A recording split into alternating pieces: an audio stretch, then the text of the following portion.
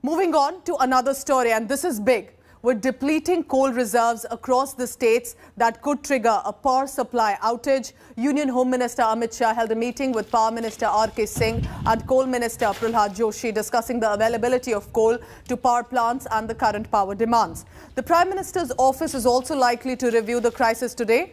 The meeting came in the wake of several states warning of a possible blackout due to the shortage of coal supply to power plants, even though the central government has assured that India, for now, has ample coal stocks to meet the demand.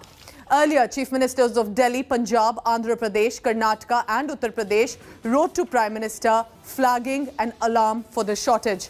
According to the data we have for now, the power consumption of 3,900 MU on October 8 was the highest this month so far, from 1st of October to 9th, which also then became a cause of concern during the ongoing coal shortage.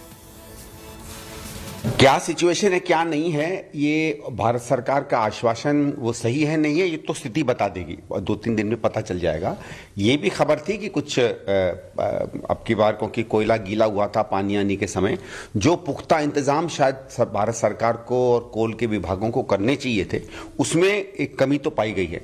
दूसरा ये भी है कि राज्य सरकारों की तरफ से भी देखिए, ये हर साल स्थिति होती होगी, आपने भी अपने आप को उसके लिए तैयार क्यों नहीं करके रखा है, और जब स्थिति ऐसी आ जाती है कि सर के ऊपर से पानी बहता है जैसे दिल्ली में है, तभी क्यों सरकार जागती है? It's high time that the Minister for Coal comes up with a white paper on the stocks, coal stocks available in India as of now. It's a very serious matter concerning 130 crore population of this country. Unfortunately, BJP government is trying to conceal the truth and confuse and contradict themselves by giving very dubious statements.